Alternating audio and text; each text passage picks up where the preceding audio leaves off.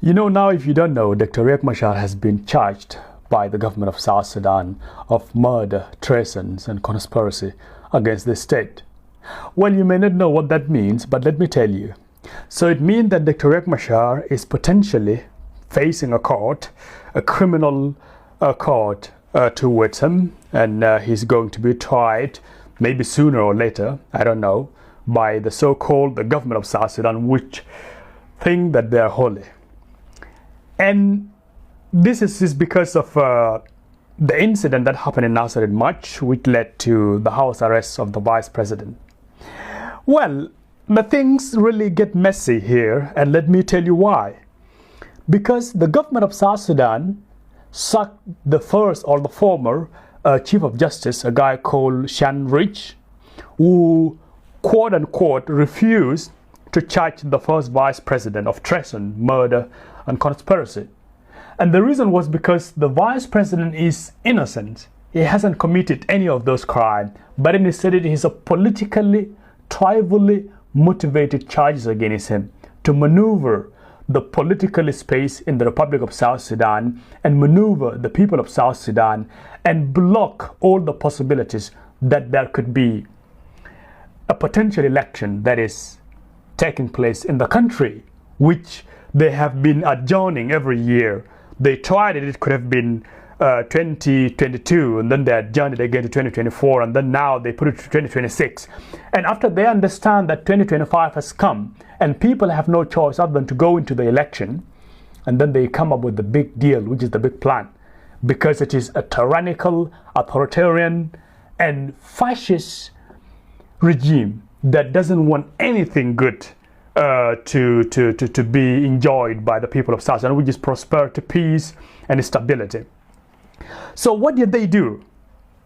The Cocoon government and their all allies have come up with a plan to first of all sack everyone who disagree with their ideologies or persecuting a peace signatories. Someone who have signed peace with you came in a peaceful spirit, just wanting to put all the hostilities, the suffering of the people of South Sudan to an end. And again, they plan all this malicious and malevolent ideology, which I see is producing fruit, but I don't know to the ripen or not. So what happened is they saw that they brought a new guy, which is like loyal to them politically.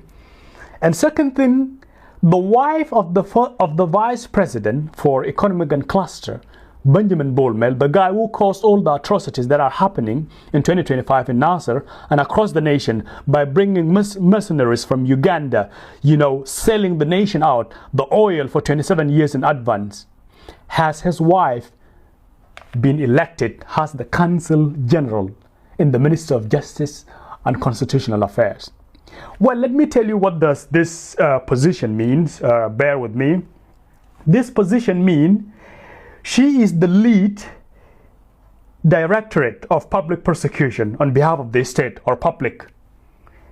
Again, she enjoys, security tenure, which allows her to make impartial decisions like a judge. Basically, she and the judges, they don't have any difference.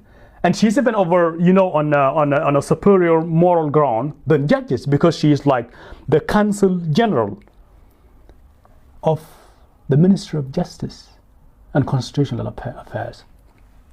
So, and there is even a very interesting part here. According to the laws of this, a rabid banana republic called South Sudan that Salva Kiir has clinged on to and turn it into his own personal private property while he mortgaged it outside, as Nathaniel yet quoted. She can only be removed by the president through the recommendation of Ministry of Justice, and unless the vice president agree on that. If the vice president didn't agree, if he hasn't been consulted, the Consul General can never be sacked from her position. So now, the first vice president for economic and cluster, his name is Bolmel. He's a business partner to the President Salva Kiir. He is a billionaire in South Sudan, a billionaire, have billions of dollars. All of these billions of dollars, 15 or 20 years ago, this guy was a nobody. He doesn't have anything. He's not a business person. But out of nowhere, he just came with a lot of billions. Which tells you that all this money that he has and all this wealth are a stolen wealth from the people of South Sudan. And now he become the backbone of the country while leading it into fire. He's a guy full of rage, killing, and hunger of power. And he's the one with the wife elected as Consul General. And the reason they elected her wife specifically, it was him being elected. He is the judge himself. But they were just a little bit morally, conscious that he can't have you can't be the Minister of Justice and the Consul General at the same time and being the judge and the lawyer, because he has a position as a vice president. But trust me, all these positions are his subservient, and they are working based on his directorate.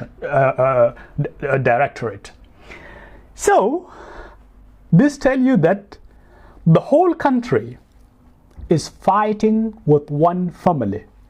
It is a family of Salva Kiir and his in-law, which is his daughter's lover, and the people of South Sudan.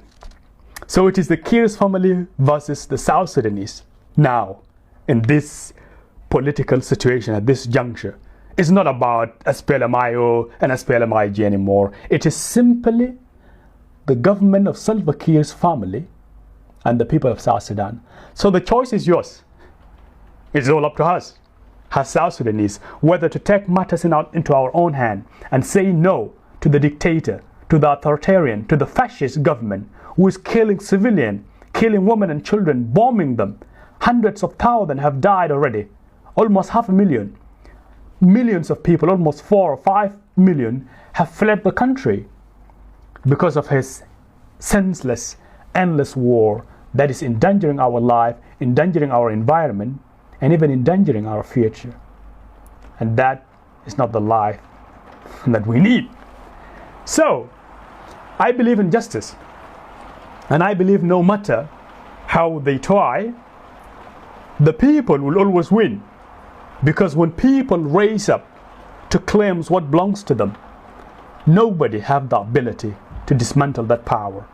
And that is a power of voice, power of refusing oppression and manipulation. So thank you so much, and I hope you have understood now what this justice in South Sudan mean, because this is just a banana court, as many people put it. And of course, we have faith that justice will prevail in South Sudan, and the real criminal will face justice, not just a rapid court, a banana court, that is made of people that are, hungry of power and wealth of the country. Thank you so much, and have a good day.